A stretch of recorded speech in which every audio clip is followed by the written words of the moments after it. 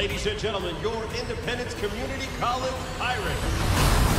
What's going on, everybody? C4 here, and welcome to what is going to be a very short series, but action-packed nonetheless, as I just try to find something that between live streams and your regularly Saturdayed NCAA rebuild that's in one video, I was like, what do I want to do? And I originally thought about bringing back the Calgary Dinos, but some idiot, some numbskull, must have deleted it by mistake. Not going to say who that was. So, inspired by what just dropped on Netflix today, Last Dance Shoes, probably my favorite Netflix specific show. Yes, I do watch like Stranger Things, I watch Narcos, I watch pretty much most of those big shows. Still probably have to give Last Chance You the #1 spot. And this year, they're not doing Mississippi, whatever, the Mississippi one. They're going to Independence, Kansas, and they're doing the Independence Pirates. So what I'm going to do, head coach Jason Brown, for those of you guys that hasn't watched this, it's probably going to be, you know, completely random. You're not going to know any of these players. But if you've watched even the first couple episodes, which only I have no idea how well these guys performed. I want to kind of grow and do my own thing here, while also being able to watch the series and kind of be like, are they going to win the rest of the season? I only watched the first episode. But we're going to be taking over as head coach Jason Brown, who is a white dude that was formerly a quarterback of the Kansas City Chiefs and went to arena football. He's a white dude from Compton. He's like the most gangster white man I've seen in quite some time. So we're going to be rocking and rolling as Independence.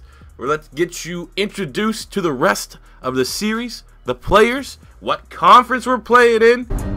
Malik Henry, #1 quarterback in the country, goes to Florida State. Every place ain't for everybody. He's the best I've ever had. I really didn't want to be here. I'm better than this. Carlos Thompson, phenom out of high school. He's on his last strike. They gave me multiple chances, and I couldn't get it right. I wanted to go to an atmosphere where I could play instead of just practicing. Me and Rakeem are both 100 yards a game backs. All right, let's meet the team. All of these starters, if you watch the show, should be familiar. They're all the big dogs, all the guys that featured prominently throughout the show. So at quarterback, we have Malik Henry, who is probably the best player on this team, the transfer from Florida State. Got into a little bit of trouble, nothing too serious. And I think it's probably to say he's the all-star of the show. Maybe not the focal point of the show, but definitely the best player on the team.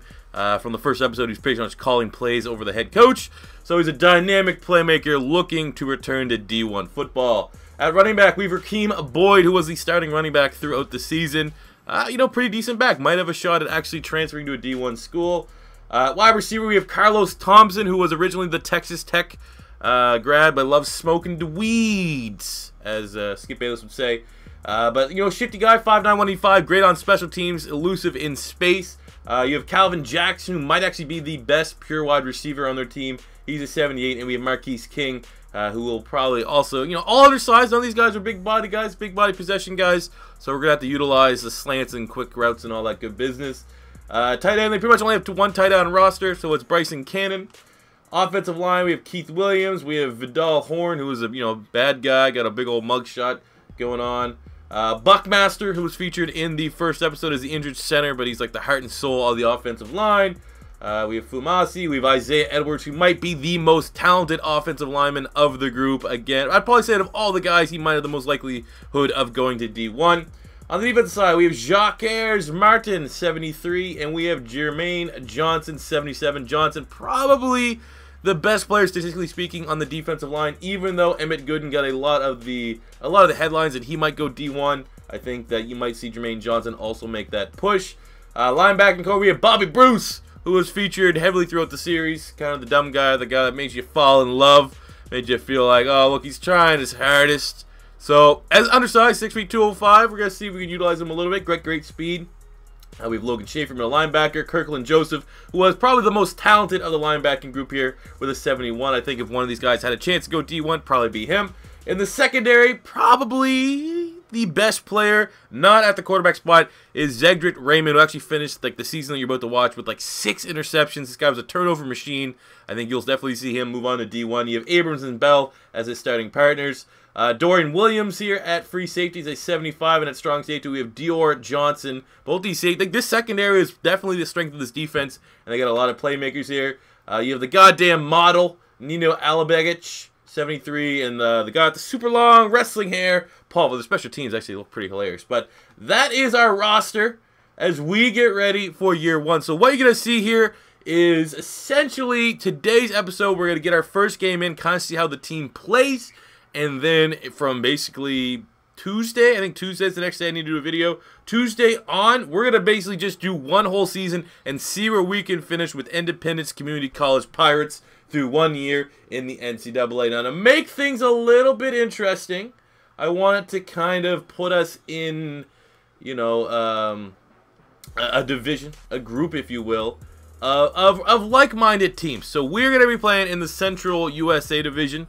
I do know at one point we should play Florida Atlantic, which is last chance U. Pretty much any player that's been big, that has actually been any worth of talent, has moved on to Florida Atlantic with Lane Kiffin. So that is kind of the big matchup that I'm looking forward to. But let's get into the regular season and get into our debut game.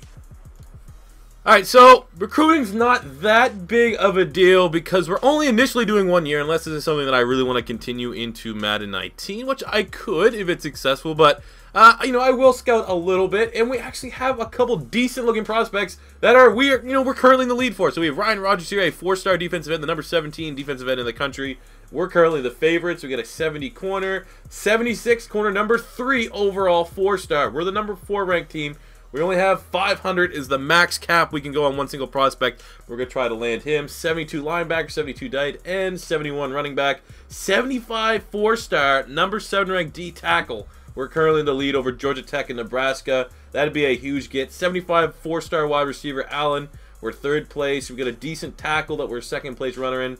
We got an athlete here in Kyle Clark. Looks like he's probably going to be a quarterback, but I could be wrong. But either way, you know, scouting's not that important, but it will be nice to land a couple of these guys just in case. So we have the opening week bye, but we're going to jump right into our 2nd week game, which I think is against FCS competition. Will be a good way to get this series rolling, hopefully with a dominant. So this week we're taking on FCS Midwest, which they're pretty terrible, to be completely honest with you. Alright, here we are. Opening drive. We're just outside of the red zone here. Malik Henry's been on fire. They have been unable to get any pressure as he fires it right in over the linebacker to complete it to the tight end. Bryson Cannon for 18 yards. We're going to try to punch this one in right away. This could be a rout. You know, we are one of the most competitive community colleges in junior college system. Now making the big step to NCAA. So this FCS competition isn't anything to worry about. We got to Rakeem Boyd. Big number 57 punches in for 4 yards as ICC goes up 7-zip. Oh, shit. That was a bad pass from Henry. Rude awakening to the jump in competition. This guy is jacked, by the way. Malik Henry looks like he benches about 700 pounds right now. That was a bad interception. Maybe he's like Colin Kaepernick. Did too much curls. That was throwing motions all out of whack. Alright, similar territory to where we were last time. Trying to bounce back off that pick. 1st and 10. Let's try to pick on this deep. Oh, wide open. Calhoun. I don't think. Don Calhoun. Guy's a monster. You guys haven't seen him in the show. He's actually like the executive producer. That's why he's just, you know, he's not actually on the show right now, per se. But made a big time catch. So now we're 1st and goal. We're going to try to hit on play action because Rakeem Boyd has been where our offense has been rolling right now through. And Calhoun again. Don Calhoun. Executive producer. Trust me, it's in the credits. Comes up with a big touchdown as we go up 2-zip. Oh, wide open is Thompson. Carlos Thompson. Do we have any timeouts? Yes, we do. Still 1 timeout in the bank. I believe we're going to take points at every given opportunity. Alright. Clock's rolling. Still feel confident. Still feel... Oh, right there. Fit that. Oh, my God, he got lit up. Thank God he can bench press a metric ton, or else we might be worried about his durability. He's been working on his strength. My God, he's a monster. What is with that player model? Jesus. Okay, 7 seconds left. Okay, they're not giving us the defense we want, but we eat the sack. All right, we want 1 play. I want 1 play only. 3rd and a mile. They want us to concede and run it. Obviously, you've never watched Last Chance U. The last thing this coach does is concede. You'd be swearing a storm right now. Alright, Thompson's our speedster. I'm not gonna lie, I just got to throw it to him anyways. Right there. Didn't get much. And there's another reception. That could affect morale. Probably not, because that FCS team is not moving the ball whatsoever on our defense. But 2 picks in the first half for Henry. The jump up in competition might be a little much. But, I still feel confident we'll be able to see this game out. Alright, pick it up here in the red zone. Again, maybe a little hesitant to throw the ball as much as we were in the first half. It's been, oh my god, come on. Get your separation. There you go! Jim Beck, another executive producer, with another touchdown, breaking even for Malik Henry as we go up 21-zip, but, it's been running. Look how jacked he is. Like, he's a skinny, thin, like, his arms look like twigs in the show. That's what happens with that show money. They don't tell you how much they get paid from big-budget Netflix. He's clearly been trained with Lane Johnson, the Mexican supplements. That guy's jacked. Alright, we're pretty much at the end of the game.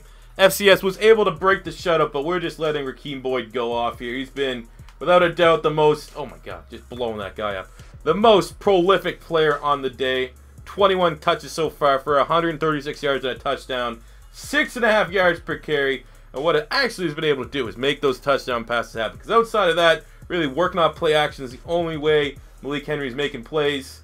As Boyd takes initial contact, still falls in through the end zone for a 4-yard touchdown. Superstar, man. This guy's a superstar. I'm not going to spoil, because, at the end of Last Chance U, they always tell you where the players transferred and where they went. But he went to a Div 1 school, and he probably is going to have a bright, bright college future ahead of him. And there you go. First win as a member of the NCAA.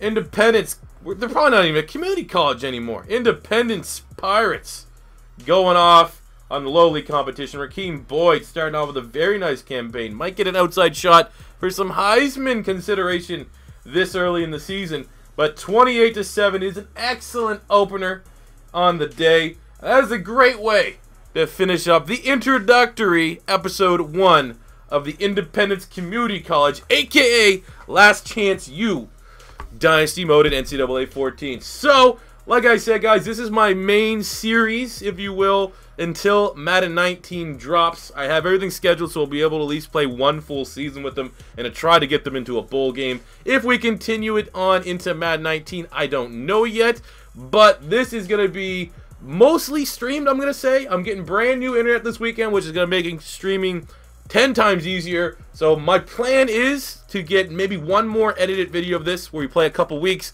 and then just stream it through 2-3 nights and wrap it up. So make sure you stay tuned. Follow me on Twitter at PapaXC4. That's where I always post when I'm going to be streaming. And that'll do it for me today, guys. Thank you for watching. As always, if it's your first time stopping by, don't be afraid to hit that subscribe button. Smash the like button if you enjoyed. And leave a comment if you guys have been hyped for Last Chance U and you've been watching this season. Let me know what you guys feel about it and what your favorite player from this season is going to be. Thank you for watching, and I'll catch you guys on the next one. Peace out.